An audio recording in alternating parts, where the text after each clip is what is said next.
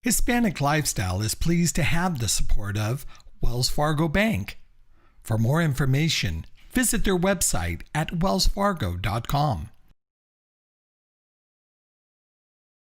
With roughly 60 million Latinos in the U.S., we highlight Latinas of influence, businesses surviving to thrive. We talk culture, travel, health, wellness, music, entertainment, and of course, food. Our passion is to share inspiring stories with the community. I'm Richard Sandoval, and this is Hispanic Lifestyle. You don't mind if I call you Andy? Please do. Thank you. I want to talk a little bit about your background.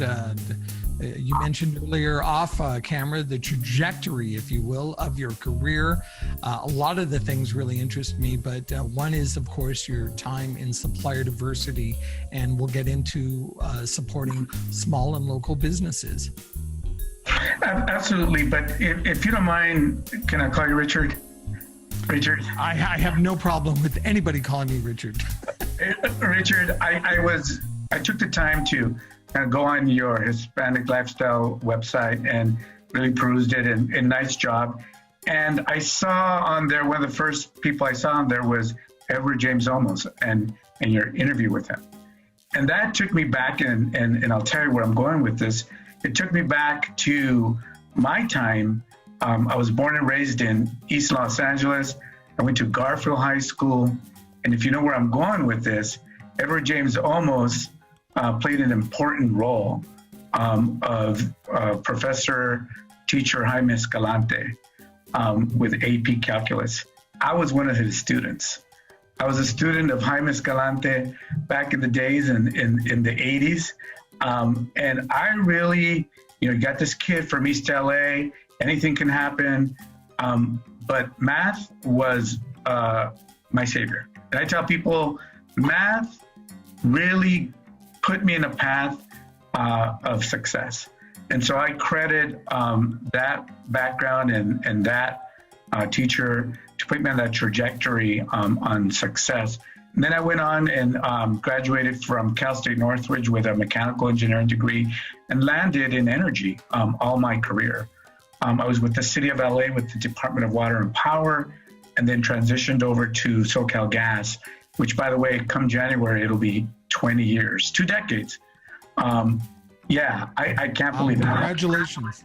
Thank you. And I've had quite a bit of careers in SoCal Gas. So I described currently the vice president, but I've had some time in our commercial marketing department, our supplier diversity department, as well as public affairs.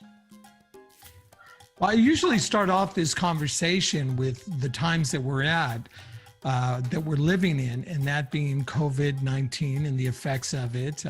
I hope your family is well, but I also want to talk about the fact that you're in a leadership position. The things Southern California Gas Company is doing to support local organizations, small businesses, and of course, diverse businesses. Yeah, thank you for that. Let's not forget we're still in the middle of this unfortunate pandemic event that has affected many people.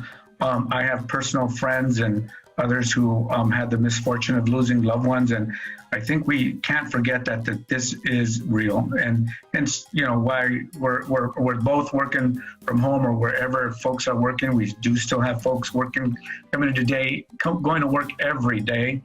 To make sure that, at least for SoCal Gas, those essential workers are keeping the gas flowing for your warm showers and cook your food and all that good stuff.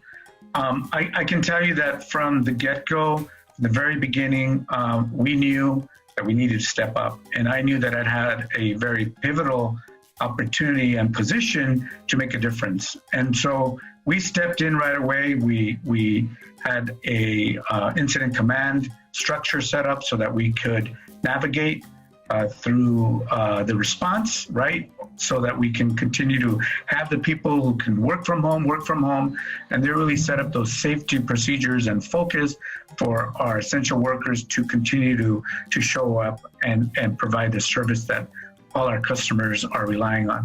And so the one thing that we did is we suspended any disconnections, right? We said, hey, we know if you're going to be home, regardless of your status, of what's happening in your work life, if you lost your job or if you got cut in hours or can't go to work, we're not going to cut you off. And I think that was important. That set the stage and kind of the focus of where we needed to be, right? And then the other thing that we did is we stepped up and said, community, where do you need us? So from our northern part of our service territory up in southern Fresno to the Mexican border, we went out and looked at what needs were going to be the most focused on. And we knew that workforce was going to be important. We knew that feeding the community was going to be important. And we knew that looking at economic development was just as important. And then with those who couldn't pay their bill, we were going to give assistance. So we focused on those particular areas, those 4 areas. And we spent just SoCalGas over $2.4 million from the get-go. Not to mention our parent company, Sempra, who had some additional almost $13 million in that same focus. But it was important that, we, as we normally do year after year, is that we step up our partnership. Well, it's much appreciated and it hasn't gone unnoticed. But thank you for reminding me, I do need to pay my bill. I'll get on that right after this conversation. Sure, you can do it online, by the way. Oh yeah, what would that website be? It's SoCalGas.com. Easy as that.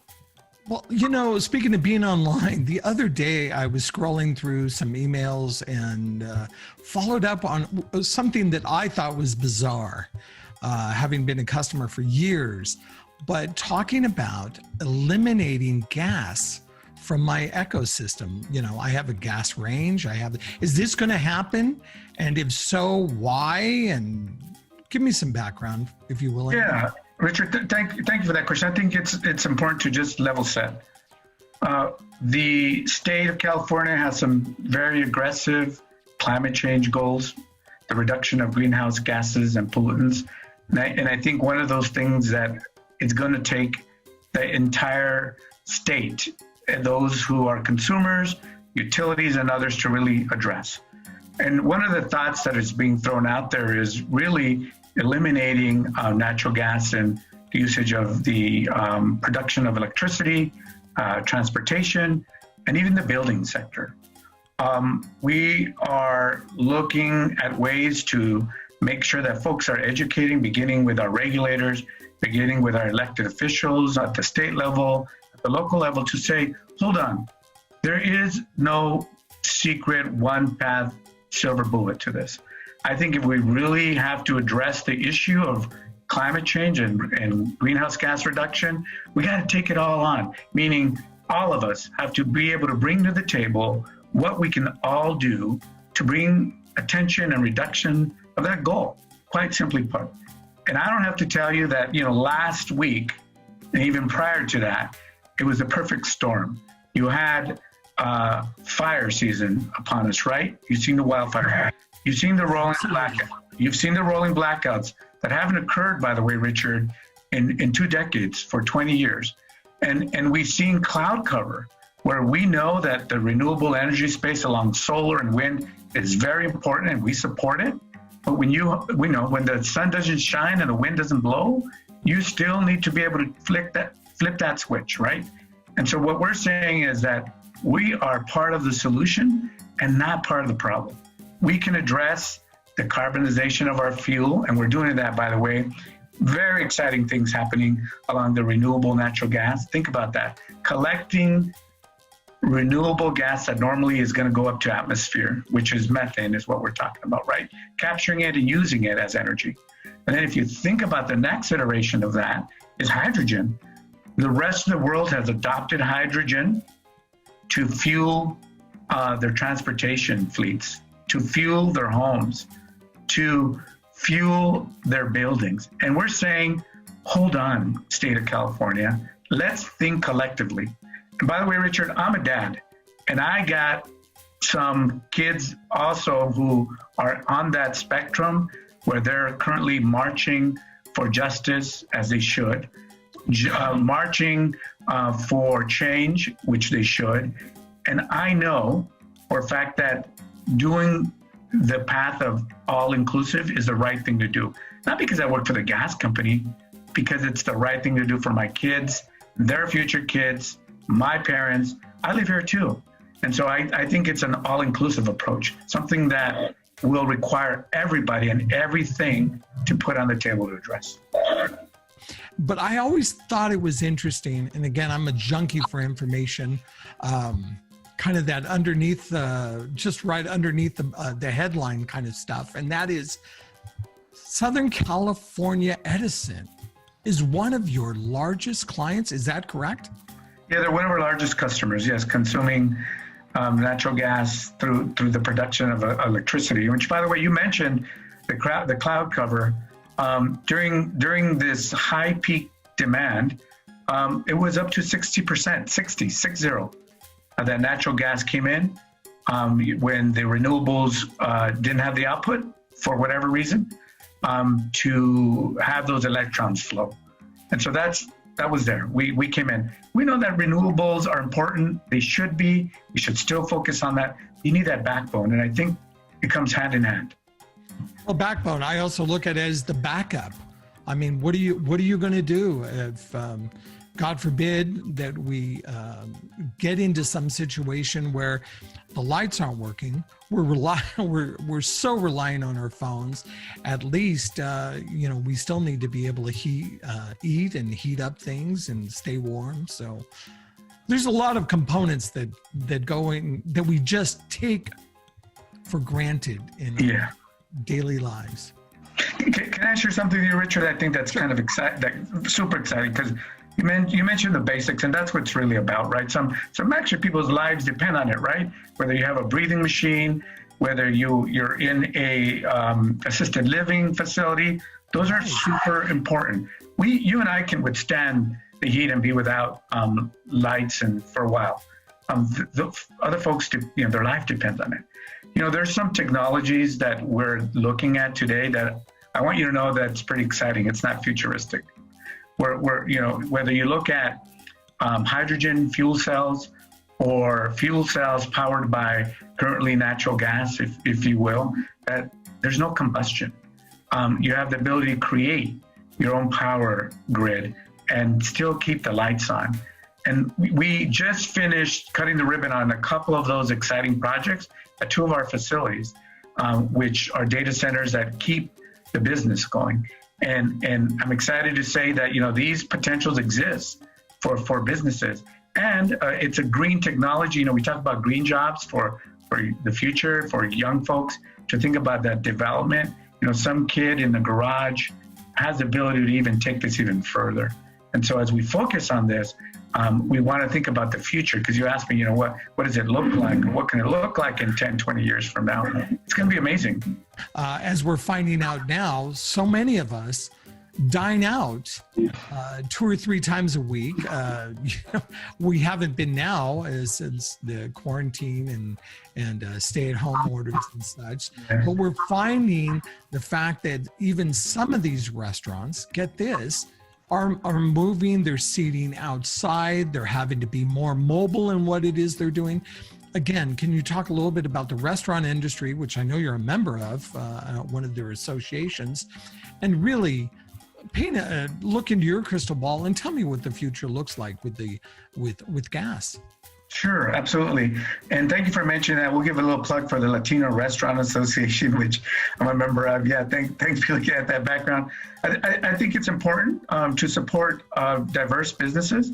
I really think one of the opportunities, and you know this, Richard, of the Latino community is entrepreneurship. One of the things that we're really creative and will jump on is entrepreneurship. I know my parents did. My parents were small business owners. So I was raised by a small business owner. So I know the daily struggles and the focus that goes into that. And for restaurants, it is absolutely a preferred fuel of natural gas. I mean, just culturally speaking, Latinos recognize that cooking with an open flame is important, whether if you're making your abuelita's favorite burnt chili salsa, or whether you're doing an open comal with with tortillas. The open flame is huge. But guess what? We can decarbonize that flame to utilize renewable natural gas and still have the output of what we are used to.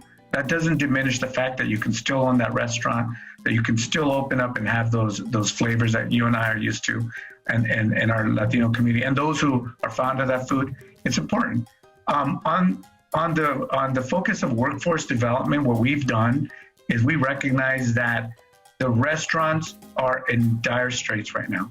We knew that we needed to partner feeding the frontline workers with an opportunity to keep those restaurants busy. So we teamed up with the Latino Restaurant Association, also with other organizations that said, hey, if you can build a partnership with local restaurants, feed hospital workers, feed utility workers, feed first line responders, and keep this going, we could at least have a sense of some employment, some entrepreneurship staying above water. And I think it was important. No, I really applaud you for all of that. I'm in Menifee, California, and I know you guys have done some things in Riverside throughout the state, really, in supporting that. And that is something I've written about and encouraged. How can corporations support local businesses and keeping them? Because I know a lot of our municipalities or cities have been trying to do as much as they can, but everybody has limited funds and budgets. So again, really, I appreciate and recognize what it is you guys have done. I want to talk a little bit about the families that are having a tough time making it financially.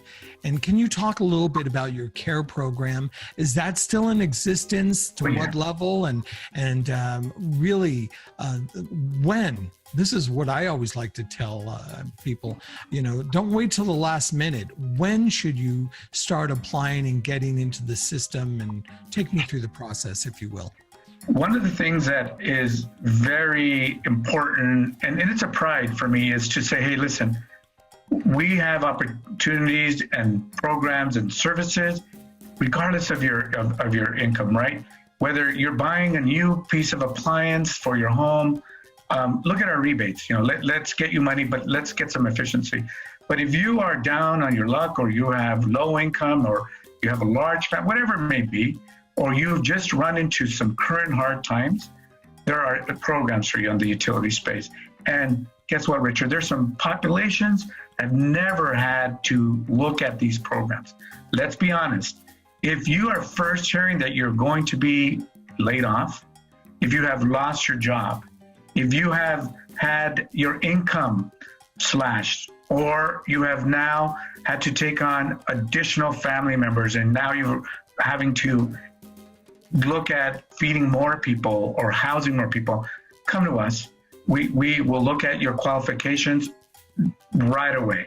And that care program provides a 20% discount to your utility bills.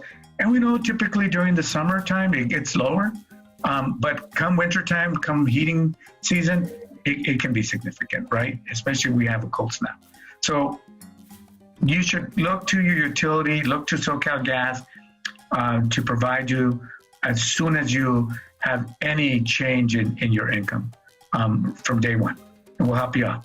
And again, that's SoCalGas.com /care, CARE. The reality of this COVID-19 and this pandemic is that this is going to be going on for a while. So again, Andy, thank you so much for your time.